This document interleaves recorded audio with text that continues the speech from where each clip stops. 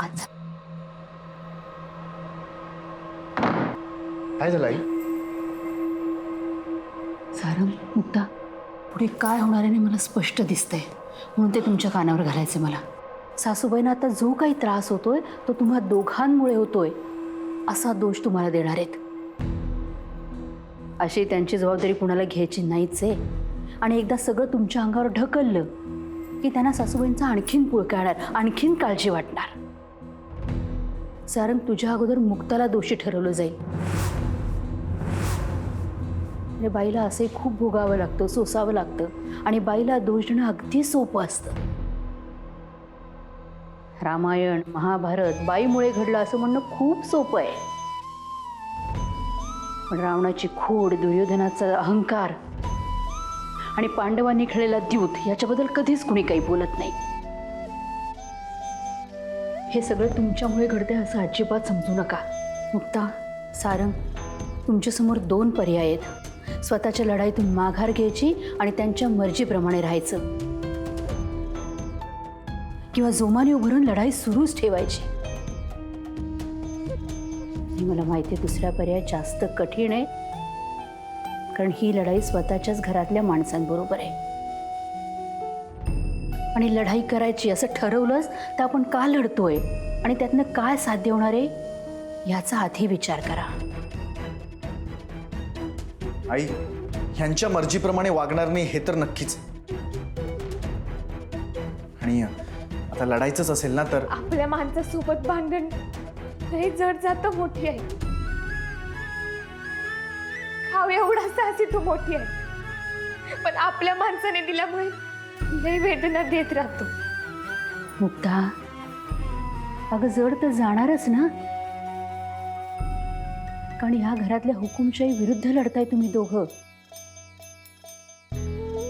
या घरातल्या स्त्रियांना स्वतःचं मत मांडण्याचा अधिकार नाही, स्वतःच्या इच्छा बोलून दाखवण्याचा अधिकार नाही, स्वतःच्या कुठल्या गोष्टी सांगण्याचा अधिकार नाही. आता जर सासूबाई असते तर काय म्हणाले असते माहितीये?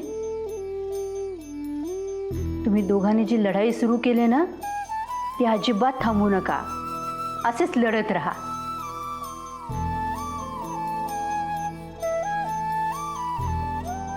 मोठी आहे तुम्ही. हो मुक्ता, सारंग, मलाही असं वाटतं की तुम्ही दुसराच पर्याय निवडावा. कारण हारडा फक्त तुमचा नाही आहे, घरातल्या प्रत्येकासाठी आहे, पुढच्या सगळ्या पिढ्यांसाठी आहे. तुम्ही दोघांना आमच्यासाठी आशेचे किरण आहात. तुमच्या लढ्यामुळे या घरात बदल घडला ना, पुढची प्रत्येक पिढी तुमची ऋणी असेल. मला तुमच्या दोघांमध्ये ना शिवपार्वतीचा भास होतो. तसंच दोघे प्रेमळ आहात, अन्यायाविरुद्ध लढणारे आहात, दुसऱ्यांचं भलं चिंतणारे आहात. आणि माझी खात्री आहे सारंग, मुक्ता, तुम्ही तुमचा लढा कधीही थांबवणार नाही. तो लढत राहत आणि कायम जिंकाल. आणि मुक्ता, एक तू या घरची सून असलीस ना तरी रांधा वाडा उष्टेकडा ह्याच्यामध्ये अडकलेली मला अजिबात आवडणार नाही.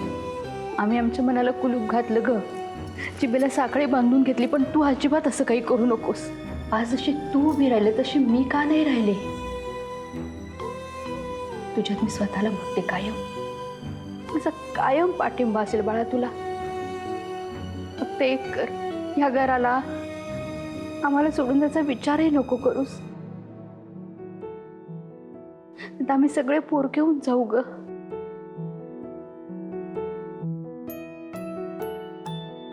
मोठी आहे मी कुठंच जाणार नाही. तुमचा असा आधार मिळाला, लढायला शब्दांचं बळ मिळालं ना, तेवढंच पुष्कळ आहे. या घरात आल्यापासून आम्ही दोघं याचीच तर वाट बघत होतो. तुम्ही बंदिस्त होता ना, तुमची कवी आम्हाला पूर्ण खचून टाकत होती. आई, आई, मी मुक्ताच्या गावी असताना तुम्हाला फोनवर सांगितलंस की सारंग काहीही झालं ना तरी मुक्ताला घेऊनच परत ये. आणि त्यानंतर मी जास्त जिद्दीनं उभा राहिलो, कारण मला तुझ्या मनातलं कळलं होतं की मुक्ताच्या सगळ्यांची या गुलामगिरीतून सुटका करू शकेल. आपण सगळे आपापल्या ठिकाणाहूनच लढतोय. कदाचित एकमेकांबरोबर नाही लढता येणार, पण एकमेकांबरोबर आहोत हा विश्वास मात्र कायम ठेवायचा. शेवटचा निर्णय घ्यायची वेळ तेव्हा काय करायचं तेव्हाच तेव्हा बघू. पण आता दोघं जा तुम्ही. खूप वेळ झाला आतमध्ये आहात. जा. मोठी आई, आज तरी मिठी मारू द्या.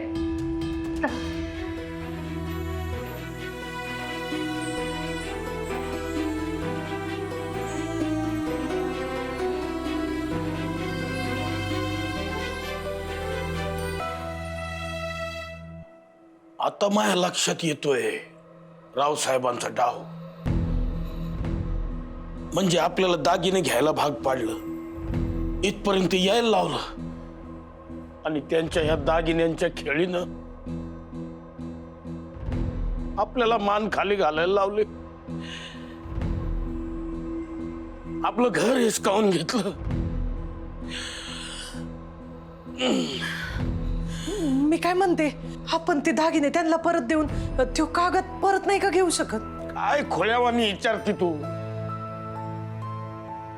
अगं तो कागद लिहून द्यावा म्हणून राव साहेबांनी कांताला आणि कांताने त्या सोनाराला हाताशी धरलं. दागिन्यांचं काय नाही, त्यांना ढिगभर दागिने आहेत त्यांच्याकडं.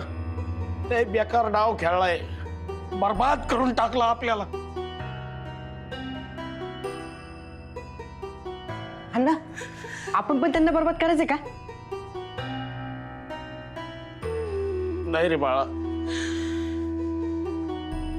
बर्बाद होणं, वाटोळं, लुबाडणूक हे सगळे शब्द गरिबांसाठीच आहेत. पैशावाल्यांचं आपण काहीच करू शकत नाही.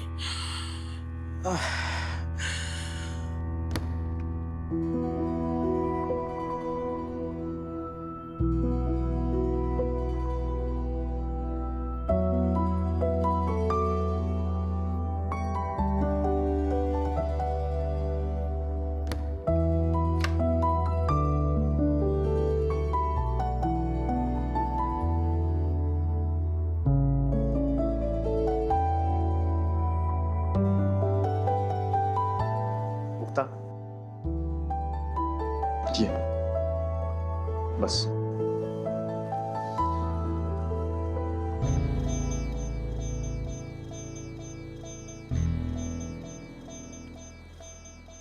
अगं हेच ते सरप्राईज होतं.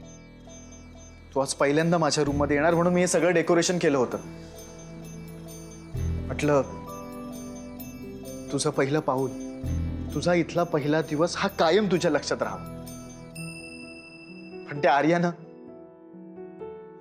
जाऊ द्या, सगळं मनासारखं नाही ना घडत.